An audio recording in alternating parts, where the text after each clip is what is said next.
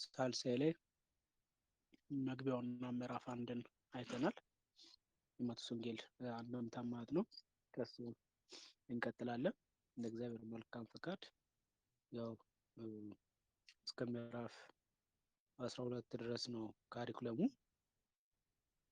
እዚህ ቶሎ ለመጨረስ ለማየት እንሞክራለን ማለት ነው።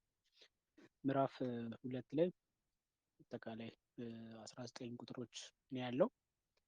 የምዕራፍ 2 በጥቅሉ የነገስታቱ አምልኮ ለእውነተኛው ንጉስ ማለት ነው።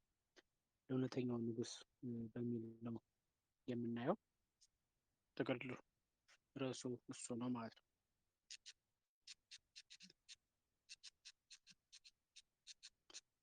የምዕራፉ ጥቅል ርዕስ የነገስታቱ አምልኮ ለንጉስ ለእውነተኛው ንጉስ ነው። መሲሁ ጌታችን መድኃኒታችን ኢየሱስ ክርስቶስ በሚወለድበት ጊዜ የጥበብ ሰዎች ወይም ሰብአ ሰገል ፍቅሩን ተመልክተው ከሩቅ ምስራቅ መጥተው ያመልኩበት ዘንድ ወደ ቤተልሔም መጥተዋል። በመጡበት ሲመጡ የአይሁድ ንጉስ የተወለደው የአይሁድ ንጉስ ወዴት አለ እያሉ መጥተዋል።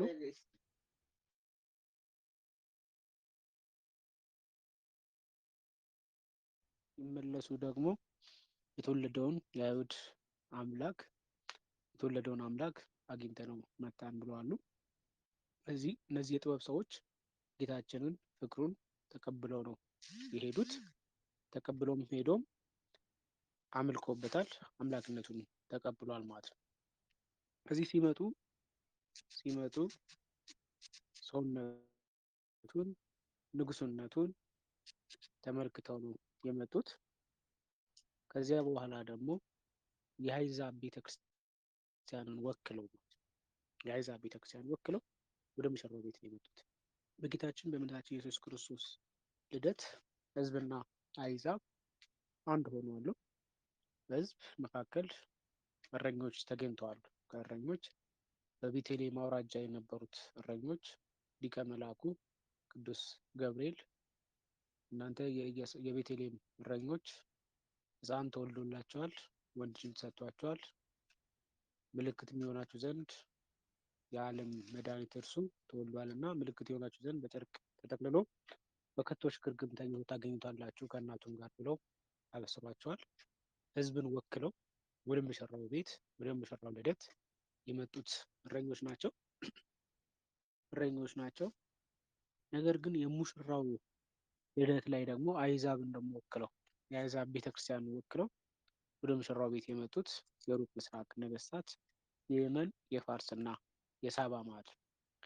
የየመን የፋርስና የሳባ የየመንና የሳባ ነገስታት እጅ መንሻን ያቀርባሉ ብሎ መዝሙረኛው ዳዊት የተናገረውን ትንቢት የተፈጸመበት የአሕዛብ ቤተክርስቲያን ወክለው ወደ ሙሽራው ቤት የመጡት ሰብአ ሰገል ናቸው፣ የጥበብ ሰዎች ማለት ነው። ስለዚህ የነገስታቱ አምልኮ ለእውነተኛው ንጉስ ለነገስታቶች ንጉስ የተገባውን አምልኮ በዚህ ምዕራፍ ላይ ነው የምንመለከተው። ቤተክርስቲያን ያው በዘላለማዊ ፍቅሩ በመሆን ወደ ዘላለም ሕይወት መምጣቷንም በዚህ እንመለከታለን። ቤተክርስቲያን የሚታየውና የማይታየው ዓለም ነው። ዓለም ህብረት ነው፣ አንድነት ነው፣ ህብረት ነው። የህዝብም የአሕዛብም ቤተክርስቲያን ሆናለች። በብሉይ ህዝብና አሕዛብ ተብሎ የተከፈሉት በክርስቶስ ልደት አንድ ሆነው በዘላለማዊ ፍቅሩ ውስጥ በመሆን ወደ ዘላለም ሕይወት መምጣት ችለናል። በዚህ ምዕራፍም የምንመለከተው ይሄን ነው ማለት ነው። ስለዚህ ህዝቡ ወደ ቤተክርስቲያን በዘላለም ፍቅሩ ውስጥ በመሆን ወደ ዘላለም ሕይወት መምጣቷን ያመላክታል። በዚህ በምዕራፍ 2 ውስጥ አጠቃላይ 19 ቁጥር ነው ያለው። 7 ይዘቶች አሉት። 7 ይዘቶች ይከፈላል። የመጀመሪያው የጥበብ ሰዎች መምጣት ነው። የጥበብ ሰዎች ወይም ሰብአ ሰገል ሰብአ ስንል ሰዎች ነው። ሰገል ደግሞ ጥበብ ነው። የጥበብ ሰዎች ወደዚህ መምጣታቸውን ይናገራል። ከቁጥር 1 እስከ ቁጥር 6 ባለው ማለት ነው። ከቁጥር 1 እስከ ቁጥር 6 ባለው። ሁለተኛው ይዘት የቤተልሔሙ ንጉስ የሆነው የሄሮድስ መናደድ እና መቆጣት እናገኛለን ከቁጥር 7 እስከ ቁጥር 8 ማለት ነው። ከቁጥር 7 እስከ ቁጥር 8 ሁለተኛው የዚህ ምዕራፍ ይዘት ነው። ሶስተኛው ይዘት የጥበብ ሰዎች አምልኳቸው ምን እንደሚመስል ሲመጡ የተወለደው የአይሁድ ንጉስ ወዴት አለ እያሉ ሲመጡ የነበሩት ኮከቡ እየመራቸው ሕፃኑ ከነበረበት ከከብቶች ግርግም ስታደርሳቸው ወድቀው ሰገዱለት፣ እጅ መንሻንም አቀረቡለት። ወርቅ፣ ዕጣን፣ ከርቤ አቅርቦለታል። በዚያም በኋላ ደግሞ በክርስቶስ አምነው ተመልሰዋል። ሲመጡ 2 ዓመት ፈጅቶባቸዋል። ሲመለሱ 40 ዓመት ፈጅቶባቸዋል። ሲመጡ የተወለደው የአይሁድ ንጉስ ወዴት አለ ብሎ መጥተዋል። ሲሄዱ ግን የተወለደውን አምላክ አግኝተነው አምልከንበት ተመልሰናል ሲሉ የነበረውን ታሪክ የሚናገር ነው። ከቁጥር 9 እስከ ቁጥር 11 ድረስ ያለው ሶስተኛው ይዘት ነው። ሶስተኛው ይዘት በኋላ እነዚህ ሰዎች ተመልሷል ወደ ሀገራቸው። አራተኛው ይዘት ማለት ነው። ወደ ሀገራቸው ተመልሷል። ወደ ሀገራቸው ሲመለሱ የተመለሱበት ቅድም ባነሳሁት ልክ የተመለሱበት አመላለስ በመጡበት አልነበረም። ሲመጡ ምድራዊ ንጉስን ነው፣ ሲመለሱ ሰማያዊ ንጉስን አግኝተው ተመልሰዋል። ሲመጡ የመጡበት መንገድ 2 ዓመት ፈጅቶባቸዋል። ሲመለሱ ደግሞ 40 ቀን ፈጅቶባቸዋል። 40 ቀን ፈጅቶባቸዋል ማለት ነው። ስለዚህ ይሄ የምናገኘው ቁጥር 12 ላይ ነው። ቁጥር 12 ላይ እናገኛለን። አምስተኛው ይዘት ሰብአ ሰገል ከሄዱ በኋላ የእግዚአብሔር መልአክ በራእይ ተገልጦለት ሕፃኑን የሚገሉ አሉና ሕፃኑን ይዘህ ወደ ግብፅ ሽሽ ተብሎታል። ስለዚህ ልጄን ከግብፅ ጠራሁት የሚለው ትንቢት ይፈጸም ዘንድ ትንቢተ ሆሴዕ ምዕራፍ 11 ቁጥር 1 ላይ ወደ ግብፅ ተሰደዋል። እግዚአብሔር በፈጣን ደመና እየበረረ ወደ ግብፅ ይመጣል የሚለውን ትንቢት ይፈጸም ዘንድ ወደ ግብፅ ተሰደዋል። ስለዚህ ወደ ግብፅ መሰደዱ ከቁጥር 13 እስከ ቁጥር 15 ላይ ያለው የግብፅ ስደቱን የጌታችን የመድኃኒታችን የክርስቶስ ስደቱን ስደተ ለማርያምን የምናይበት ነው። ከቁጥር 13 እስከ ቁጥር 15 ድረስ ያለው። ስድስተኛው ይዘት ከጌታችን ስደት በኋላ ተያይዞ የቤተልሔም ሕፃናት ተገድለዋል። ድምፅ በራማ ተሰማ፣ ራሔል መጽናናትን አልወለደችም እያለ ሀዘንን ከሀዘን እያነጻጸረ የሚጽፍበት ክፍል ነው። ከቁጥር 16 እስከ ቁጥር 18 ያለው የቤተልሔም ሕፃናት መገደል ነው።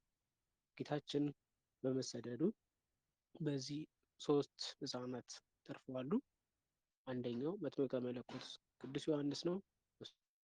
እሱ እናቱ ይዛው ወደ ኢያሪኮ በረሃ ሄዳለች። ሁለተኛው በዮሐንስ ወንጌል ምዕራፍ 1 ትርጓሜ ላይ እንደተማራችሁት ናትናኤል ነው። ሐዋርያው ናትናኤል እናቱ ወስዳ ከበለስ በታች አኑረው በለስ ቅጠል አገልድማለት ለሱ ተርፏል። ሶስተኛው ጌታችን መድኃኒታችን ኢየሱስ ክርስቶስ ነው። ጌታችን መድኃኒታችን ኢየሱስ ክርስቶስ ወደ ግብፅ በመሰደዱ ተርፏል። ሌሎቹ ግን 144,000 ሕፃናት 144,000 እልፍ ሕፃናት በዚህች ቀን ተሰውተዋል፣ ሰማዕትነትን ተቀብሏል። እነዚህም የቤተልሔም ሕፃናት ፍጅት ከቁጥር 16 እስከ ቁጥር 18 ላይ ያለው ነው። ጌታችን ከተሰደደ በኋላ መጨረሻው የዚህ ምዕራፍ ይዘት ሰባተኛው ይዘት ሚጠት ነው፣ መመለስ ማለት ነው። ወደ ናዝሬት ተመልሶ መግባቱ ነው። ወደ ናዝሬት ተመልሶ ገብቷል። ነቢይ እንዘ ይብል ናዝራዊ ብሎ ይናገራል። በነቢይ ናዝራዊ ይባል ዘንድ ወደ ናዝሬት ገባ ብሎ ምዕራፉን ይጨርሳል ወንጌላዊ ቅዱስ ማቴዎስ። ስለዚህ 7 ይዘቶች አሉት። የመጀመሪያው የተሰበሰቦች መምጣት ብለናል ከቁጥር 1 እስከ ቁጥር 6። ሁለተኛው የሄሮድስ መናደድ ወይም መቆጣት ከቁጥር 7 እስከ ቁጥር 8። ሶስተኛው የጥበብ ሰዎች አምልኮ ነው 9 እስከ 11 ያለው። አራተኛው የጥበብ ሰዎች ወደ ሀገራቸው መመለስ ቁጥር 12 ላይ፣ ወደ ግብፅ መሰደድ ከቁጥር 13 እስከ 15 ላይ፣ ቁጥር 16 እስከ 18 የቤተልሔም ሕፃናት መገደል ነው። ሰባተኛው ናዝሬት መግባቱ ነው። ከ3 ዓመት ከ6 ወር ስደት ህይወት በኋላ ወደ ናዝሬት ገብቷል ማለት ነው። ወደ ናዝሬት ገብቷል። ወደ መጀመሪያው ይዘታችን ስንመጣ ለጌታችን መድኃኒታችን ኢየሱስ ክርስቶስ የጥበብ ሰዎች መጥተዋል። ትንቢቱ ይፈጸም ዘንድ ከሩቅ ምስራቅ መጥተዋል። ከሩቅ ምስራቅ የየመን፣ የሳባ እና የፋርስ ነገስታቶች ናቸው። ሶስት ነገስታት ወደ እስራኤል ሲመጡ እንመለከታለን። የእግዚአብሔር ቃል ፍጹም ሰው ሆኖ ስግቡ ቃል ፍጹም ሰው ሆኖ መምጣት ዓለም ሳይፈጠር በፊት በአምላክ ሕሊና ሲታሰብ የነበረ ነው። እንደ እንግዳ ደራሽ እንደ ውሃ ፈሳሽ የመጣ አይደለም። ለክርስቶስ ልደቱ ትንቢት ተነግሮለት ሱባኤ ተቆጥሮለት የመጣ ነው። ይህም ደግሞ ዓለም ሳይፈጠር በፊት በአምላክ ሕሊና ይህ ቀን ዘመነ ስጋዌ የታሰበ ነው። የታሰበም ስለሆነ እኚህ የጥበብ ሰዎች ከነበሩበት ሀገር ተነስተው ወደዚህ ስፍራ ሊመጡ ችለዋል። ይህም በጥበብ አባታቸው በጀረደሸት ባየው በፍልስፍና ባገኘው አንዲት ኮከብ ላይ አንዲት እናት ሕፃኗን አቅፋ ተመልክቶ ይሄን ኮከብ በምታዩበት ጊዜ የአይሁድ ንጉሥ ይወለዳል እና ሄዳችሁ ስገዱለት ብሎ ወርቅ፣ ዕጣን፣ ከርቤ ሰጥቷቸው ስለነበር ያህን ይዘው መጥተዋል። ያህን ተስፋ አድርገው ኮከቡ ሲወጣ ተመልክተው ኮከብ ዘይሰርቅ እምይሁዳ እምእስራኤል የሚተባሉ ትንቢት ይፈጸም ዘንድ የአጥቢያ ኮከብ የንጋት ኮከብ የነበረው ክርስቶስ ሲወለድ በኮከብ ተመርተው የጥበብ ሰዎች ወዴት መጥተዋል? ወደ ክርስቶስ ወደ ተወለደበት ወደ ቤተልሔም መጥተዋል ማለት ነው። ወደ ቤተልሔም መጥተዋል። ወደ ቤተልሔም ሲመጡም እንደጠበቁት አልተቀበሏቸውም።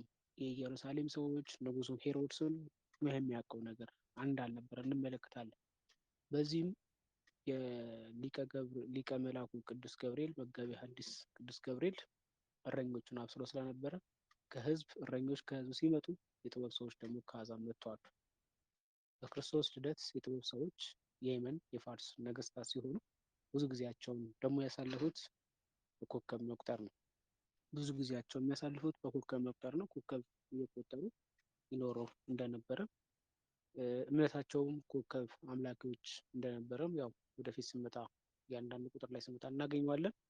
እነዚህም የጥበብ ሰዎች መላውን የዓለም ህዝብ የሚወክሉ ናቸው። ይህ ስንል የጥበብ ሰዎች ከሀገራቸው ሲነሱ 12 ነበሩ። ከዚህ 9ኙ ተመልሰዋል። ለምን ተመለሱ፣ እንዴት ተመለሱ የሚለውን የምንመለከተው ይሆናል። ነገር ግን እግዚአብሔር ሚስጥሩን ባወቀ መንፈስ ቅዱስ ባስረዳው መሰረት የዓለም ህዝብ ስለሚወክሉ 3 ሆነዋል። የዓለምን ህዝብ ይወክላሉ ማለት የዓለም ህዝብ በሙሉ ተጠቅልሎ የኖህ ልጆች ነው የሚይዙት። ኖህ 3 ልጆች ነበሩ፣ ሴም፣ ካም፣ ያፌት። ስለዚህ ትውልድ ሁሉ ከሴም ከካም እና ከያፌት አይወጡም ማለት ነው። ስለዚህ እነዚህም 3ቱም ነገስታት የሴም ነገድ ያለው የካም ነገድ እና የያፌት ነገድ ያሉ ናቸው። ስለዚህ ከ3ቱም አይወጡም እና የጥበብ ሰዎችም መላውን የዓለም ህዝብ የሚወክሉ ናቸው ስንል ከ3ቱ ከኖህ ልጆች ሴም፣ ካም፣ ያፌት የተገኙ ናቸው እና 3ቱም ነገድ ወክለው የክርስቶስ ልደት ላይ ተገኝተዋል። በሴም በረከቱ በሆነችው በቤታችን ቅድስት ድንግል ማርያም የተወለደውን ክርስቶስን ምን ሊሉ ሊያገኙ መጥተዋል ማለት ነው። ቁጥር 1 እና ቁጥር 2 ላይ ስንመጣ ቁጥር 1 እና ቁጥር 2 ላይ ወተወልዶ እግዚእ ኢየሱስ በቤተልሔም ዘይሁዳ ዘመዋዕለ ሄሮድስ ንጉሥ ናሁ ሰብአ ሰገል መጹ እምብሔረ ጽብዓ። ጌታችን መድኃኒታችን ኢየሱስ ክርስቶስ በይሁዳ ቤተልሔም በተወለደ ጊዜ የነበረው ንጉሥ ሄሮድስ ንጉሥ በነበረበት ጊዜ ከሩቅ ምስራቅ ሀገር የመጡ ሰብአ ሰገል የጥበብ ሰዎች እንደነበሩ ይናገራል። ሄሮድስ ነግሶ በነበረበት ጊዜ አለ። ሄሮድስ የነበረው ስንል ሄሮድስ ያው በቤተልሔም አውራጃ የሚነግሱ ነገስታት ስም እንጂ የንጉሱ ስም አይደለም። በግብጽ ፈርዖን እንደሚባለው በእኛም ሀገር አጼ እንደሚባለው የነገስታቶቹ ማዕረግ ስም ነው። በሄሮድስ ተብሎ የሚጠራው ከኤዶማውያን ነገድ የተነሳ በሙሉ ከኤዶማውያን ነገድ የተነሱ በሙሉ በቤተልሔም አውራጃ ይነግሱ የነበሩት ሄሮድስ ይባላሉ። በዚህ ትርጓሜ ወንጌላችን ላይ ይሄ ታላቁ ሄሮድስ ይባላል።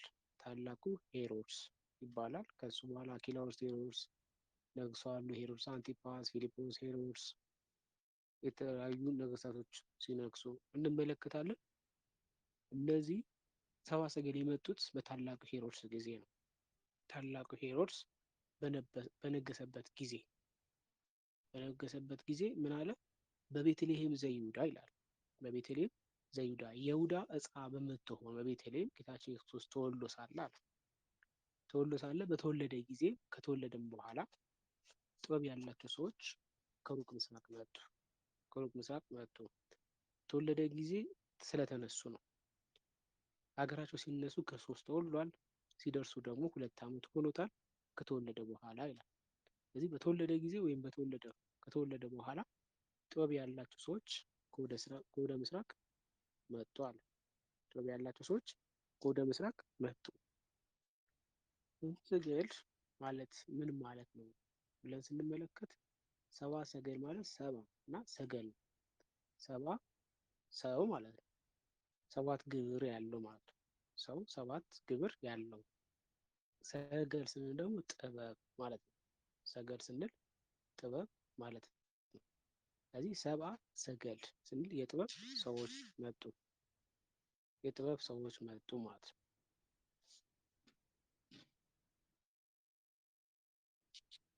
የጥበብ ሰዎች ማለት ነው። ስለዚህ ሰብአ ሰገል ብሎ አመጣው። የጥበብ ሰዎች መጡ የሚለውን ይይዛል። ስለዚህ ሰብአ ሰገል የጥበብ ሰዎች ናቸው። ተመራማሪዎች ስለነበሩ ነው። ቃሉ ያው የሁለት ቃል ጥምረት ነው። ሰብአ እና ሰገል። ሰብአ ማለት ሰዎች ማለት ነው። ጥበብ ማለት ደግሞ ሰገል ማለት ጥበብ ማለት የጥበብ ሰዎች ማለት ነው። አንድም መሰግላን ይላቸዋል። አንድም መሰግላን ነው።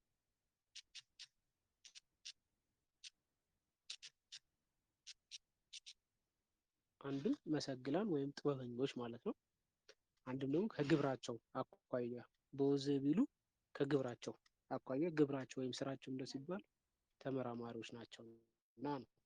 ኮከብን ከዋክብትን እየተመለከቱ መውጫው መግቢያውን ሰርቀ ወርን እያዩ እየተመለከቱ ከዋክብቶችን የሚመራመሩ ናቸው እና የከዋክብት ተመራማሪዎች ይላቸዋል። የጥበብ ሰዎች ማለት ነው። መሰግላን ማለት ነው። የከዋክብት ተመራማሪዎች ማለት ነው። እዚህ መሰግናል ይላቸዋል። መሰግላን ማለት ጥበበኞች ማለት ነው። ስለዚህ ሰብአ ሰገል መጡ ብሎ መናገሩ የጥበብ ሰዎች ክርስቶስ ወደ ተወለደበት ስፍራ እንደመጡ ሲናገር ነው። ከዚያም በኋላ ደግሞ ያለው ምንድነው ስንል እነዚህ ሰብአ ሰገል ወዴት ነው የመጡት ስንል በቤተልሔም ዘይሁዳ ይላል። በቤተልሔም ዘይሁዳ በተባለች የይሁዳ ዕፃ ክፍል በሆነችው ወደ ቤተልሔም እንደመጣ ይናገራል። ይሄ በኋላ የሚያመጣውን ለማብራራት የሚመቸው ዘንድ ነው።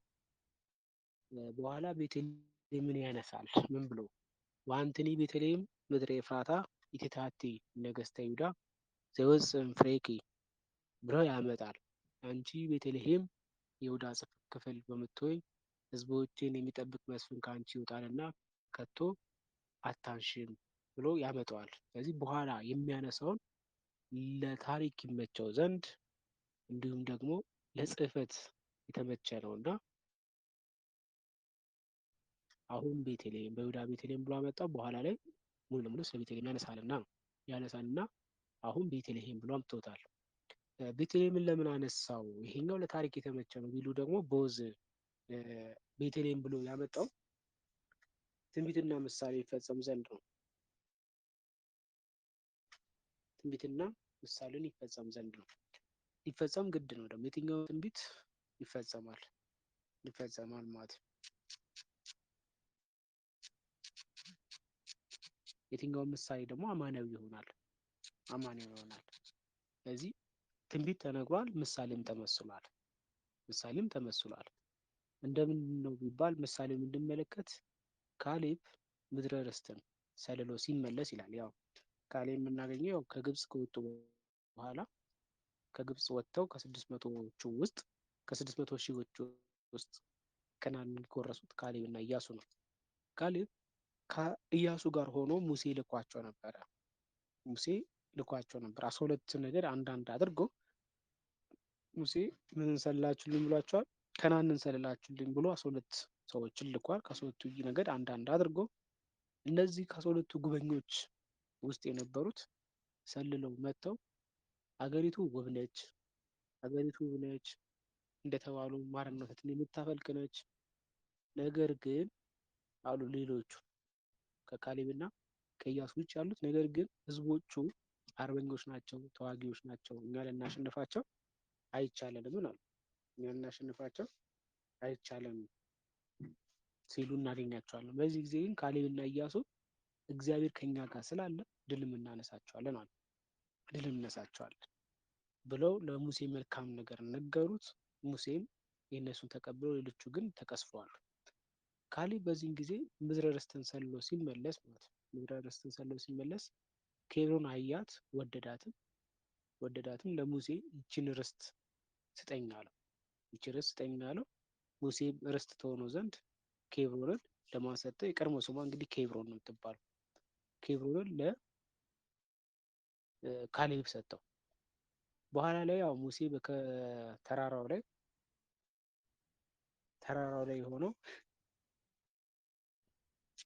አስቀድሞ በሚያርፍበት ጊዜ በሞዓብ ሜዳ ላይ በሚያርፍበት ጊዜ ኢያሱ ተክቶታል። በኦሪት ዘዳግም ምዕራፍ 18 ላይ ከአንተ በኋላ እንዳንተ ያለ ነቢይ አስነሳልሃለሁ ተብሎ ስለነበረ በሙሴ ፈንታ ኢያሱን አስነስቶ ኢያሱ ምድረ ርስትን አወርሷቸዋል። ምድረ ርስትን በሚያወርስበት ጊዜ ካሌብ ኢያሱን ኬብሮንን ስጠኝ፣ ቀድሞ ሙሴ ሰጥቶ የነበረ ከ12ቱ ጉበኞች አንዱ እንደነበር ያ ጊዜ 40 ዓመት ሆኖኝ ነበር፣ ዛሬ 80 ዓመት ሆኖኛል። ከአንተ ጋር መውረድ ይቻለኛል። አሁንም ገና ጉልበቴ አልደከምም እና ርስት ትሆነኝ ዘንድ ሙሴ የሰጠኝን ርስት ስጠኝ አለው። ጉልበቴ ገና ነው አለ። እስራኤልን አስመስክሮ ሰጥቶታል ኢያሱ ለካሌብ ማለት ነው። በዚህ ሰዓት ላይ ካሌብ ያችን ኬብሮን ወስዶ ከእጁ አደረጋት። ከዚያን ከአሕዛብ ወገን አዙባ የምትባል አገባ። ከጠላቶቹ ወገን ነበረች እና በእሷ ስም አልጠራውም ይህን ስፍራ ማለት ነው። ከእሷ በኋላ ከብታ የምትባል አገባ። በከብታም ከብታ ተብላለች።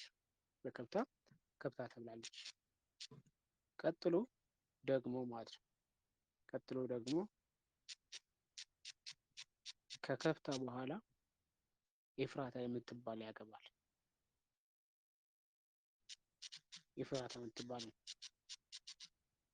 ማለት ነው። በኤፍራታም ኤፍራታ ተብላለች። ስለዚህ ኬብሮን፣ ከብታ፣ ኤፍራታ ሶስተኛ ስሟን ኤፍራታ ተባለች። ያው ከብታን አግብቶ አልወለደም። ቀጥሎ ኤፍራታን ወለደ፣ አገባ። ከእሷም ወንድ ልጅን ወልዷል። በዚህ የተነሳ ምን ብሎ ሲሰይማት እናገኛለን? እንጀራ አግባ ብሎታል። እንጀራን አገኘሁባት ሲል ልሄም ብሎ ጠራት። ይህን ስፍራ ማለት ልሄም ብሎ ጠርቷታል። በልጁ በተወለደው እንጀራ አግባ ብሎ ልሄም ብሎታል። ልሄም ማለት ህብስት እንጀራ ማለት ነው። በልሄም ደግሞ ምን ተባለ? ቤተልሔም ተብሏል ማለት ነው። ቤተልሔም ተብሏል። የእንጀራ ቤት ማለት ነው። የእንጀራ ቤት ማለት ነው። ጸዋሪተ ፍሬ ይላታል። ከብታ ማለት ህብስት ማለት ነው። ቤተልሔም የእንጀራ ቤት ማለት ነው። ቤት የተባለችው ቤታችን ቅድስተ ቅዱሳን ድንግል ማርያም ነች። ህብስት የተባለው ጌታችን መድኃኔዓለም ኢየሱስ ክርስቶስ ነው። ከብታ ህብስት ማለት ነው። እንጀራ ማለት ነው። ቤተልሔም የእንጀራ ቤት ማለት ነው። ኤፍራታ ደግሞ ጸዋሪተ ፍሬ፣ ፍሬን ተሸከመች ማለት ነው። ፍሬን የተሸከመች ማለት ነው። ጸዋሪተ ፍሬ ፍሬን የተሸከመች ሲል ጸዋሪት የተባለችው እመቤታችን ነች። እመቤታችን ነች። ፍሬ የተባለው ጌታችን መድኃኔዓለም ኢየሱስ ክርስቶስ ነው።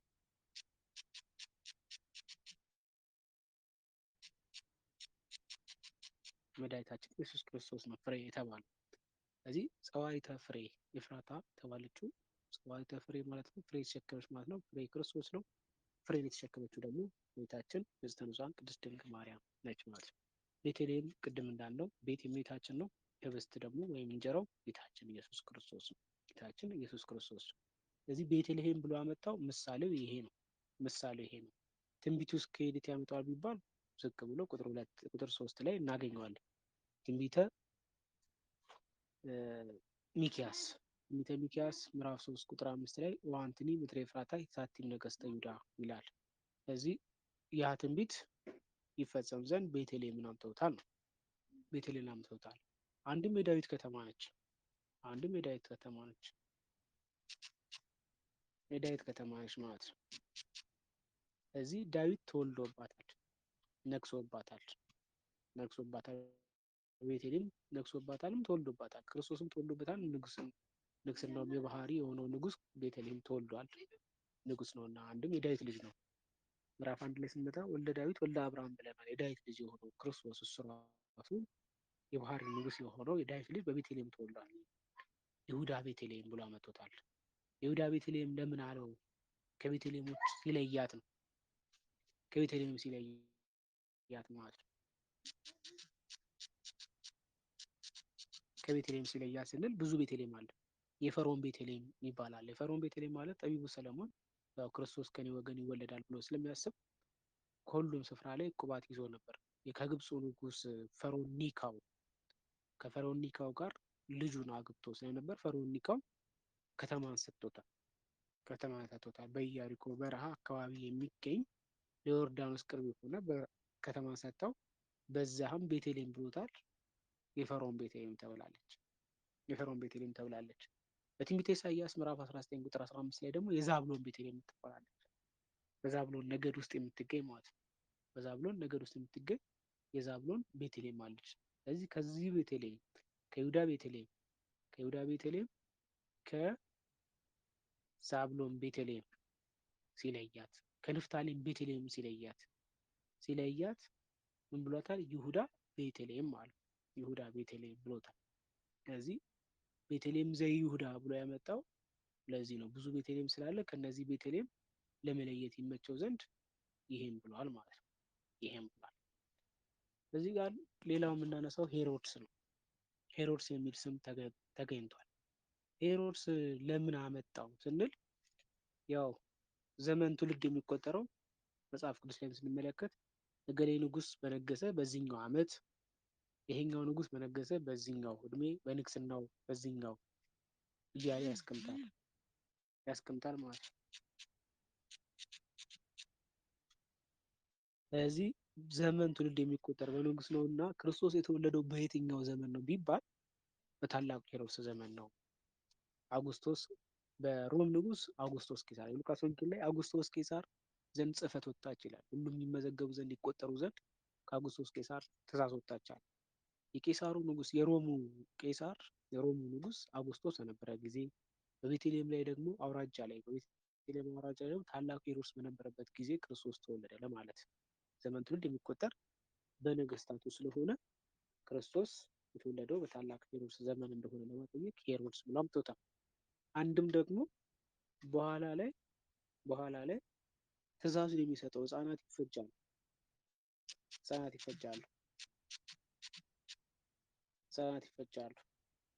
ህፃናት እንዲገደሉ ማዘዙን ለመናገር ይፈልጋልና ለምን ድምፅ በራማ ተሰማ ብሎ ክርስቶስ ተሰደደና ድምፅ በራማ ተሰማ ልጆቿ መጽናናትን አልወደደችም እያለ የሚያስቀምጠው አልወደደችም እያለ ያነሳል። ህፃናት እንዲገደሉ ማዘዙን ለመናገር ነው የመጣው ማለት ነው ያመጣው። ይሄ ጊዜያዊ ምክንያት ነው። ሚስጥሩስ ምንድን ነው? ሚስጥሩስ ምንድን ነው? ካልን ይህ ንጉስ ነው ሄሮድስ ማለት ነው። የሚያስደነግጠውም ነገር ምንድን ነው ስንል ሲደነግጥ እናገኛለን። ኮንግሱ ብቻ ሳይሆን መላ ኢየሩሳሌም ደንግጠዋል።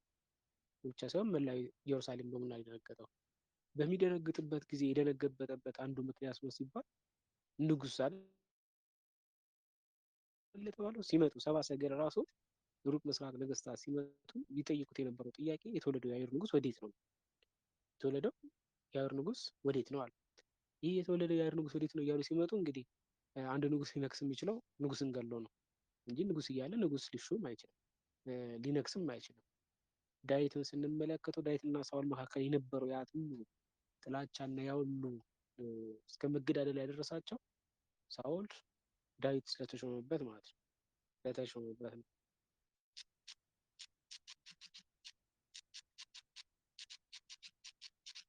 ስለተሾመበት እሱን ለመግደል ነው ሲሄድ የምናገኘው። በላዩ ላይ ግን ምን ተወለደበት ነው። አሁን እሱ ፈርቷል፣ ደንግጿል፣ ፈርቷል። በላዩ ላይ ግን የተወለደው ሰማያዊ ንጉስ ነው። በላዩ ላይ ሰማያዊ ንጉስ ተወለደ ለማለት ነው። ሰብአ ሰገል የአይሁድ ንጉስ ብሎ ቢመጡም የተወለደው ግን የአይሁድ ንጉስ ሳይሆን እሱ ራሱ ምንድን ነው የሰማያዊ ንጉስ ንጉሰ ነገስት ነው። ንጉሰ ነገስት ሰማያዊ ንጉስ ተወለደበት ለማለት ይመቸው ዘንድ ሄሮድስ ብሎ አምጥቶታል ማለት ነው። ሄሮድስ ብሎ አምጥቶታል። የሄሮድስን ታሪኮች ስንመለከት እስክንድር የሚባል ንጉስ ነበር። እስክንድሪያ የምትባል ሴት አግብቶ ይላል። እስክንድር የሚባል ንጉስ ያው በታሪክ ውስጥ ታላቁ እስክንድር ተብሎ የሚጠራው ማለት ነው። እስክንድር የሚባለው ንጉስ እስክንድሪያ የምትባል ሴትን አግብቶ አትሮፖሎስን እና እርቃሎስን ይወልዳል። እርቃሎስን ይወልዳል። ይህም ንጉስ እስክንድር በሕይወትበት ጊዜ ሚስቱን ታናሹን አንግሺ ያላት፣ ታላቁን ደግሞ ካህን አድርገሽ ኑሪ ብሏታል። አድልቶ አይደለም ይሄ ማለት ነው። ታናሹ እርቃሎስ ብልህ ነው፣ ሁሉን አዋቂ ነው፣ ሰውን ማስተዳደር ይችልበታል፣ ንግግር ይችልበታል፣ ተግባቦት አለው። ስለዚህ የማስተዳደሩን ስልጣን ለታናሹ ለእርቃሎስ እንድትሰጠው ነገራት ማለት ነው። ታላቁ ደግሞ ካህን እንዲሆን ሎሎ የነገራት ሰው ማስተዳደር ስለሚያውቅ እንጂ እንደነገራት አድርገዋለች። እንደነገራት አድርገው በትኖርበት ጊዜ ሄሮድስ ወልደ አንዶፌር የሚባል የእስራኤል መንግስት ማለት ነው። ሄሮድስ ወልደ አንዶፌር የሚባል የእስራኤል መንግስት በማንኛቸው ምክንያት ይፈላልገው ነበር እና ካርቱሎፖስ ይልክበታል። ታላቅ ሳለ ታናሽ፣ አዋቂ ሳለ አላዋቂ ያነገሰብህ ለምንድን ነው ብሎ ነገር ይተረኩሳል።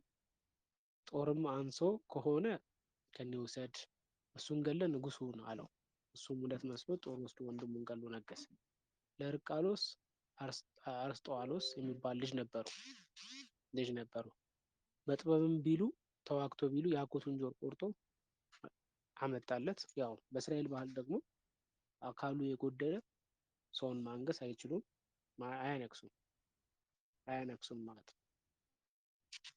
ስለዚህ ጆሮ ስለተቆረጠ ከንግስና ወርደው ወንድሙን ሾሞታል ማለት